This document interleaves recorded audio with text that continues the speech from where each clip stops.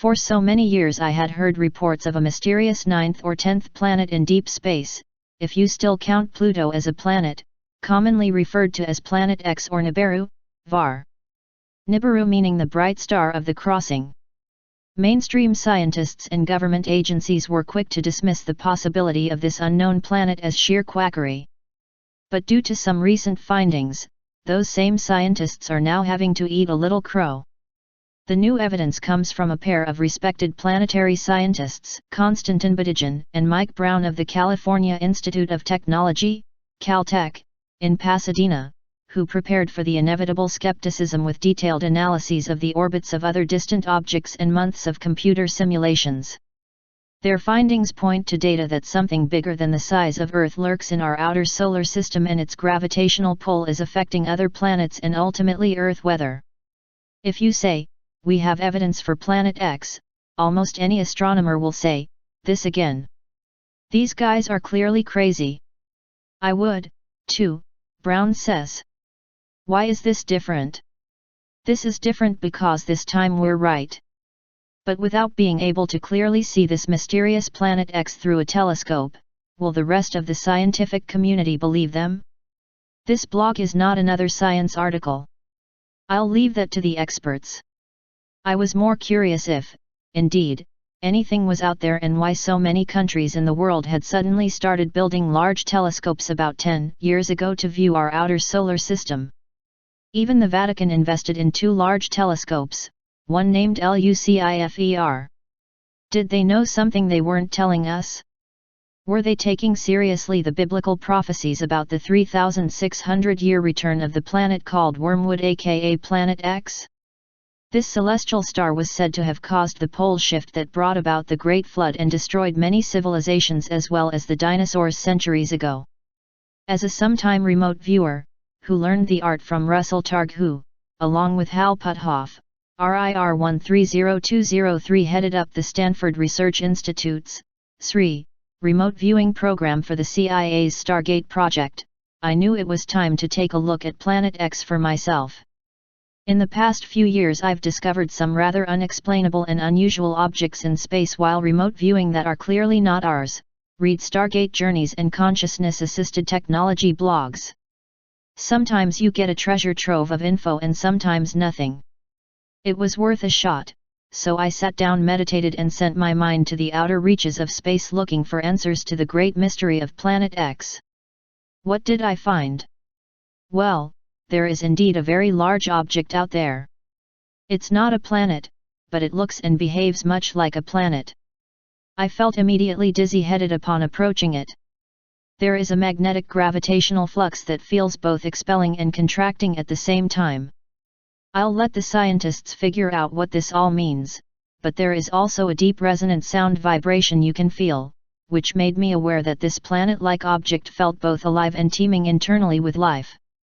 Sometimes when remote viewing with your mind, there is an all-knowing feeling. Telepathic awareness kicks in. I knew then that the object was really a mammoth planetary space vehicle, despite its outward barren appearance. While this totally surprised me, it also sparked my intense interest. I zeroed in on its interior. It was hollowed out, vast, beyond the size of several large cities and multi-layered. I found myself inexplicably drawn to a large chamber where I saw giant human-like beings 12-15 feet in stature.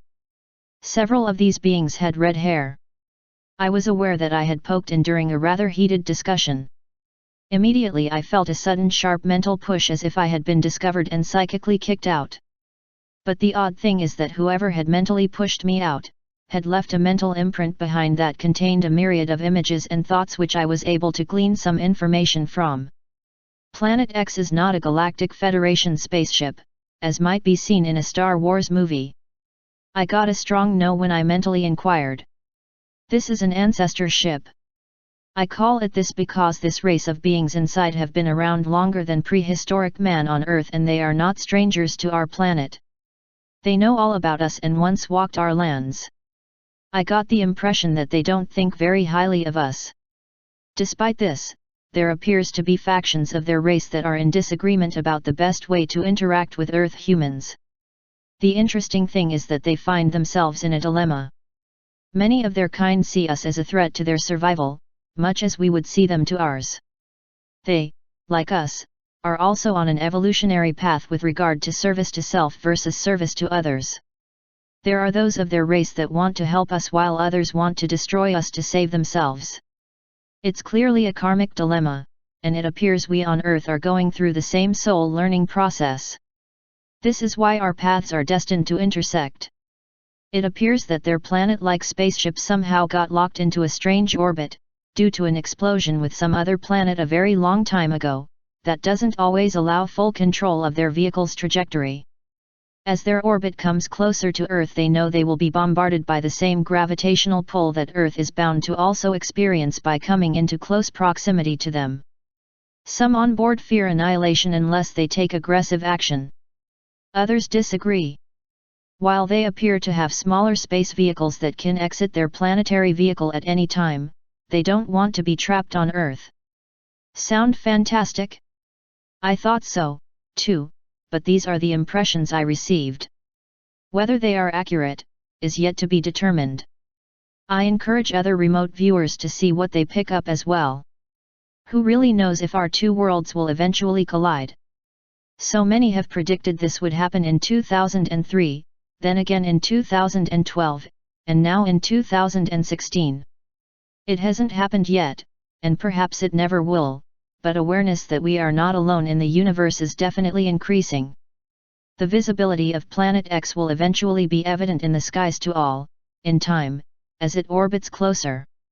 Some believe this is why the CIA recently released some of their UFO files, preparing for disclosure.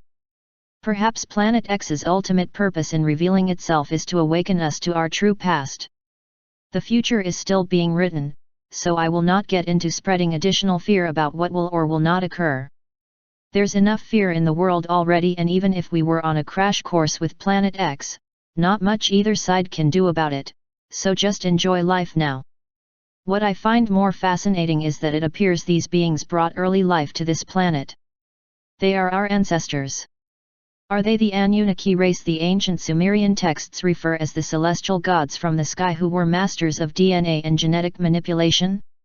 Planet X was once big news in the mainstream media in the early 1980s, then suddenly all mention of it disappeared. Those who mentioned it were quickly ridiculed, which tells us they must have been too close to the truth.